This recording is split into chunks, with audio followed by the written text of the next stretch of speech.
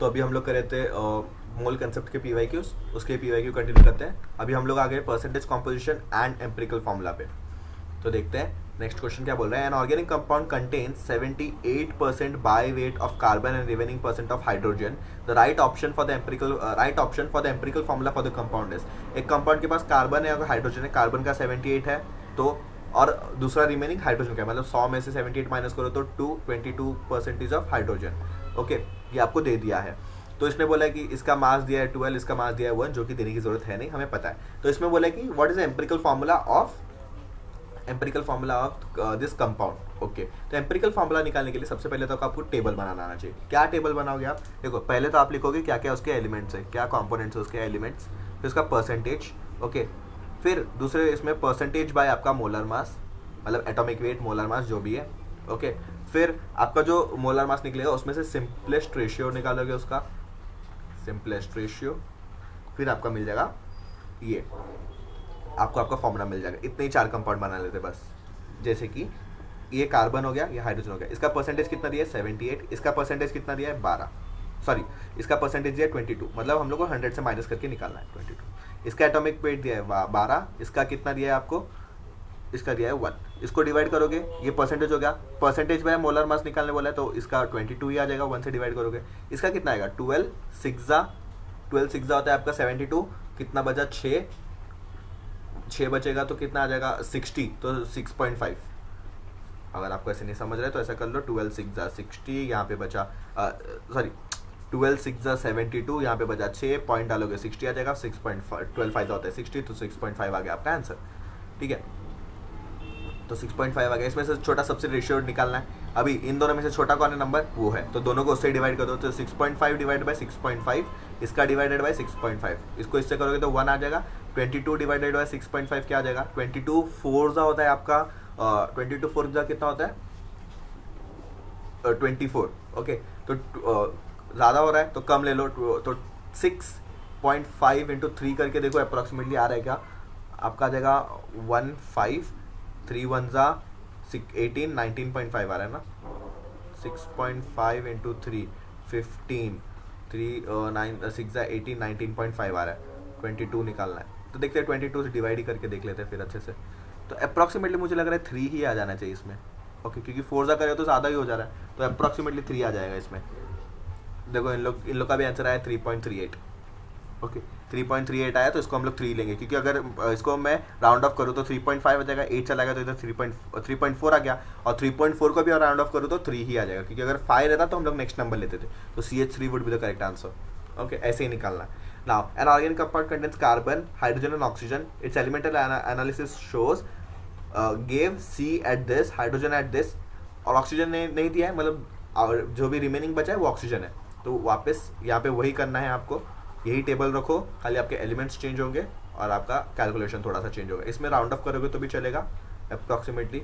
देखो यहाँ पे आ जाएगा एलिमेंट्स, यहाँ पे आएगा जो परसेंटेज या मोलर मास। इसमें क्या है CHO 3 एलिमेंट्स है, इसका परसेंटेज कितना है 38.71, और इसका है 9.67, इसका कितना हो जाएगा 38.67 वेट 38.71 प्लस 9.67, तो ये हो जाएगा 8 13, ये हो जाएगा 10 8 18 48, तो 100 माइनस 48.38 करोगे, यहाँ पे 10 से 8 गया 2, यहाँ पे हो गया 9 6, यहाँ पे 9, यहाँ पे 9 1 51, तो 51.62% आ जाएगा, तो इसका हो गया 51.62।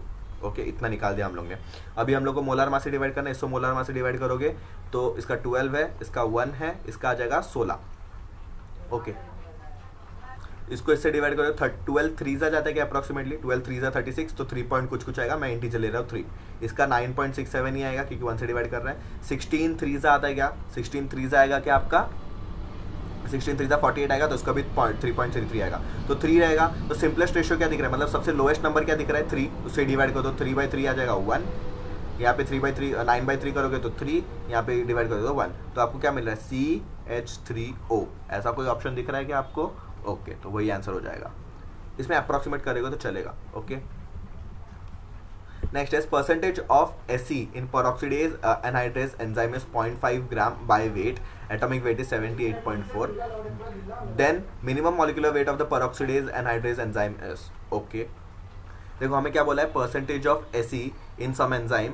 देखो कोई भी परसेंटेज निकालेंगे तो क्या उसके कितने एटम्स है, एटम्स इनटू उसका एक का मॉलिक्यूलर वेट कितना है, एटॉमिक वेट.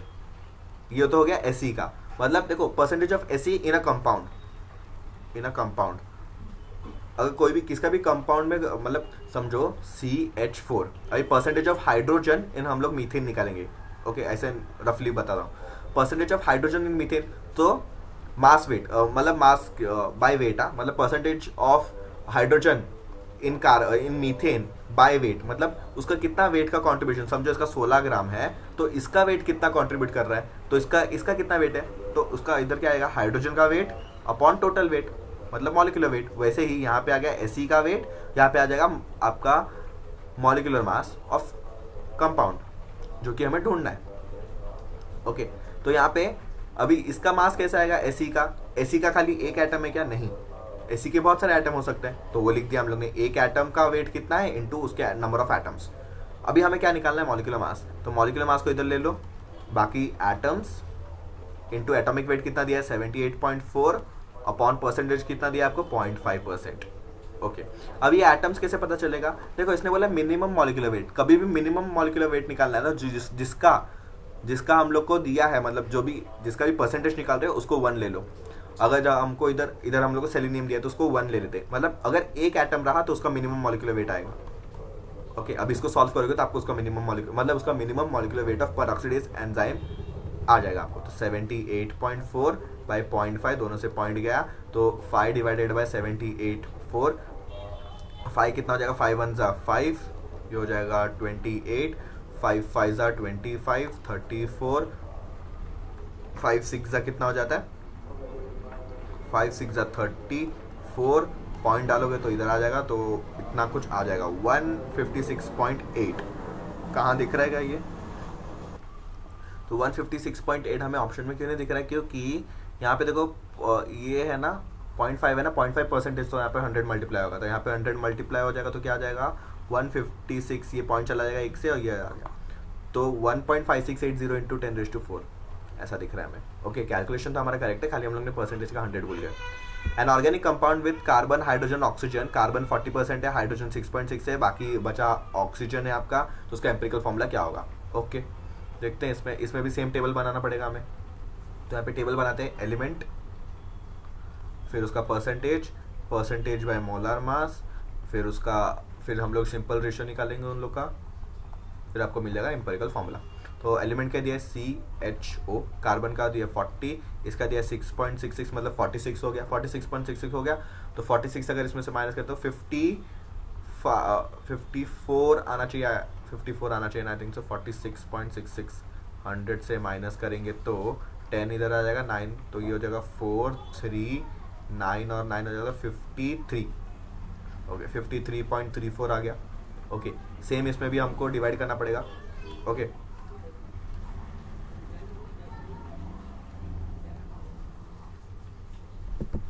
तो क्या आएगा हमें 53.34.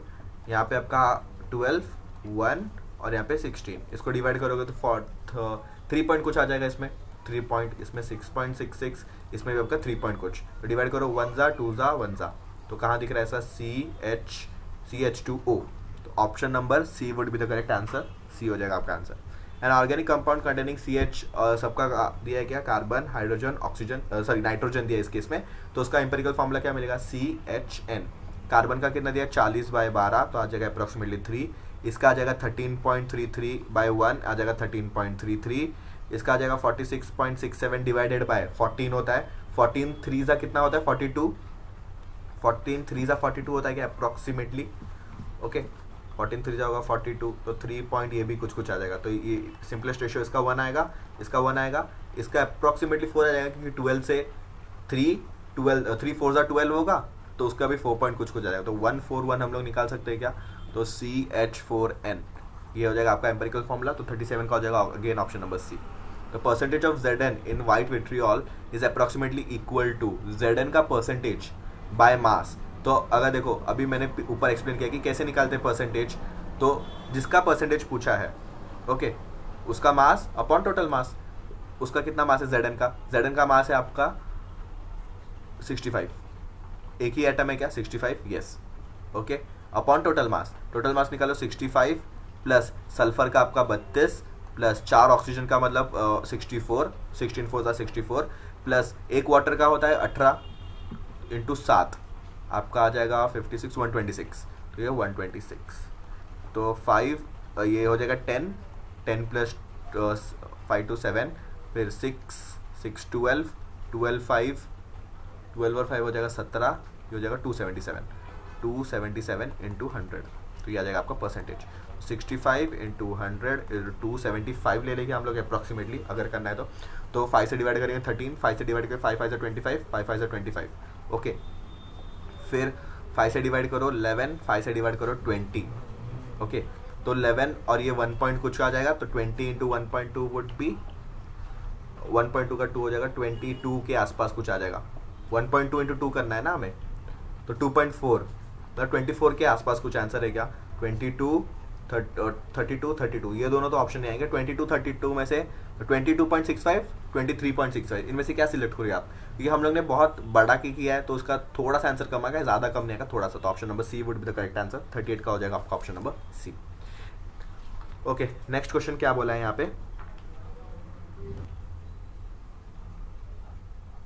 तो यहाँ पे आपका आंसर थोड़ा सा डिफर कर रहा है क्योंकि हम लोग ने ये मॉलिक्यूलर वेट गलत निकाला 287 है, इसमें कुछ तो गलत किया हम लोग ने ओके, ये आ जाएगा आपका, अच्छा इसका एक 1 भी इधर कैरी ओवर था ना, वो कैरी ओवर भूल के 287 है, तो 65 इंटू 100 अपॉन 287 आएगा, अगर 287 को मैं 285 ले लूँ फिर कैलकुलेट करूँ तो हमें आ जाएगा 22 पॉइंट के आसपास। अगर आपको देखना है कैसे कैलकुलेट करना है तो वो भी बता देता हूँ मैं, 285 है, 5 से डिवाइड करोगे 13, 5 से डिवाइड करो 5 5 जा 3 57 आ गया ओके, फिर 13 1 जा 13 4 जा 13 4 जा होता है 52, उसका पॉइंट कुछ का आ जाएगा 4 मतलब 20 से थोड़ा सा बड़ा आएगा, 20 से थोड़ा सा बड़ा क्या है मतलब 20 से जस्ट नेक्स्ट बड़ा, तो 22 आ जाएगा ऑप्शन नंबर ओके, क्योंकि हम लोग ने 287 ये गलत निकाल दिया तो उसकी वजह से हमारा आंसर गलत हो गया okay. A metal oxide has a formula of Z2O3 it can be reduced by hydrogen to give free metal and water, 0.1596 gram of metal oxide requires 6 milligram of hydrogen for complete reduction. The atomic weight of the metal is. यहाँ पे ये question बहुत ही primitive है, 1989 का बहुत primitive question है, उसको primitive method से ही करना पड़ेगा। देखो यार मेटल ऑक्साइड कितना Z2O3 प्लस हाइड्रोजन रिएक्ट करेगा तो आपको क्या मिलेगा Zn प्लस 3H2O, यहाँ पे 2 आ जाएगा, बैलेंसिंग के बाद ये आ जाएगा रेड्यूसिंग, तो H2O ने इसको रेड्यूस कर दिया गया प्लस 3 ऑक्सीडेशन स्टेट से, प्लस 3 ऑक्सीडेशन स्टेट यहाँ पे लेके आ गया, कैसे पता चला प्लस 3, इसका ऑक्सीडेशन स्टेट क्या है 2 into 0 plus 3 into -2 is equal to 0, 2 into x ना, 0 कैसे आएगा x वो तो निकालना है हमें, 2 इंटू एक्स यहाँ पे आ जाएगा -6 मतलब 6 यहाँ पे जाके +6 हो जाएगा, 2 इंटू एक्स तो x आ जाएगा +3, एक्स टू डी +3 मतलब एक Zn का +3 से 0 आ गया, मतलब H2 ने रिड्यूस कर दिया। वही इन लोग बोल रहे हैं कि कंप्लीट रिडक्शन के लिए कितना हमें 6 मिलीग्राम ऑफ हाइड्रोजन चाहिए ओके, इसका ये क्या है Z2O3 इतना gram okay, 0.1596 gram of Z2O3 reduce करने के लिए हमें कितना चाहिए 6 मिलीग्राम, मतलब 6 इंटू 10⁻⁻3, इसको हम लोग 0.0006 लिख सकते हैं क्या, 0.006 लिखना है, 0.00 नहीं 0.006 इतना ग्राम हमको चाहिए ओके। तो देखो इतने ग्राम Z2O3 को रिड्यूस करने के लिए इतना ग्राम आपको क्या चाहिए H2, तो 1 ग्राम H2 के साथ कितना रिएक्ट कर रहा है वो निकाल सकते हो क्या, अगर इतने ग्राम के साथ इतना ग्राम रिएक्ट करे 1 ग्राम के साथ क्या रिएक्ट करेगा, तो 0.159 के साथ अगर रिएक्ट 1596 के साथ रिएक्ट करे 0.006, तो कितना अमाउंट रिएक्ट करेगा विथ 1 ग्राम ऑफ हाइड्रोजन, तो x क्या हो जाएगा, इसको इधर मल्टीप्लाई कर लो 0.1596 अपॉन 0.006, इसको डिवाइड करेंगे अभी हम लोग ओके, यहाँ पे 3 0 है, यहाँ पे 3 0 है, तो ये आ जाएगा, तो ये आ जाएगा 159.6 अपॉन 6, अगर मैं इसको ये कर लूँ राउंड अप कर लूँ तो 160/6 आ जाएगा, तो 2 से डिवाइड करेंगे अगर हम तो 80/3 कितना आ जाएगा अप्रॉक्सीमेटली 81 जा 2 जा 2 आ जाएगा आपका, तो 2 बचा, तो यहाँ पे 2 बचेगा, 6 ज़ा 18, वापस 2 बचेगा 6, तो 26.6666 आते ही रहेगा यहाँ पे। ओके 26.66 आते रहेगा। तो ये क्या हो गया, x is the amount that will react with 1 gram of H2, और मतलब रिएक्ट मतलब H2 रेड्यूस कर रहा है ना, तो the amount of metal reduced by 1 gram of H2, ये क्या होता है, equivalent weight of that metal, equivalent weight of the metal नहीं कंपाउंड, क्योंकि पूरा कंपाउंड का मास लिया था ना हम लोग ने, ये पूरा कंपाउंड का था, तो equivalent weight of the compound आ जाएगा। ये है आपका इक्विवेलेंट वेट का डेफिनेशन के हिसाब से, क्योंकि इक्विवेलेंट वेट का डेफिनेशन क्या बोलता है, इतना अमाउंट जो 1 ग्राम ऑफ H2 के साथ रिएक्ट करके वो रेड्यूस हो जाए, मतलब the amount that is reduced by 1 gram of H2, या तो 8 ग्राम ऑफ O2, या तो आपका 16 ग्राम ऑफ SO2, कोई भी कंपाउंड ले लो, 35.5 ग्राम ऑफ Cl2, ऐसा मतलब 1 ग्राम ऑफ H2 को जितना कंपाउंड रेड्यूस करेगा वो हो गया उस कंपाउंड का equivalent wait. 8 gram of O2 उस कंपाउंड को जितना रेड्यूस करेगा, जितना अमाउंट को रेड्यूस करेगा, वो हो गया आपका इक्विवेलेंट वेट। तो यहाँ पे क्या हो गया, तो वही तो हमें निकालना था, इक्विवेलेंट वेट ही निकालना था, इसीलिए हम लोग ने उसको 1 ग्राम के लिए लेके आए। तो हम लोग ने क्या किया, 1 gram of H2 will reduce this amount, क्योंकि 0.06 ग्राम अगर इतने को रेड्यूस कर रहा है तो 1 ग्राम इतने को रेड्यूस करेगा, यूनिटरी मेथड से हम लोग ने निकाल लिया। तो ये क्या होगा आपका equivalent weight of the compound. अभी equivalent weight of the compound में क्या क्या है आपका, Zn Z2O3। Okay, equivalent weight में हम लोग कुछ रेशियोज लेते हैं क्या, नहीं, इक्विवेलेंट वेट में हम लोग डायरेक्टली लिख रहे हैं equivalent weight of compound is equal to Zn का इक्विवेलेंट वेट प्लस आपका O का इक्विवेलेंट वेट। ओके देखो यहाँ पे हमें क्या बोला है, एटॉमिक वेट ऑफ मेटल, इसमें मेटल क्या है, Zn का एटॉमिक वेट, मतलब एटॉमिक वेट निकालना है, तो हम लोग क्या करेंगे, atomic weight would be equivalent weight into आपका वैलेंसी तो हमें मिल गया यहाँ पे 3, इक्विवेलेंट वेट ऑफ Zn निकाल देंगे तो हो जाएगा क्या हमारा काम, तो वही निकाल रहे हैं यहाँ पे, इक्विवेलेंट वेट ऑफ Zn क्या हो जाएगा यहाँ पे, इसका कितना आ गया हमें 26.6, ऑक्सीजन का कितना रहता है 8, माइनस करो 18.6 आ जाएगा, तो equivalent weight of Zn is 18.6। इसको यहाँ पे डाल दो, 18.6 के साथ मल्टीप्लाई कर दो, तो 18 3 ज़ा क्या होता है 54, 1.54 प्लस 1.8 हो जाएगा, तो 55.8, तो option number 1 D would be the correct answer. Okay, बहुत ही पुराना क्वेश्चन है बट अच्छा क्वेश्चन है यहाँ पे। ओके, नेक्स्ट स्टोइकोमेट्रिक कैलकुलेशंस, तो ये हम लोग चालू करेंगे नेक्स्ट इसमें से। ओके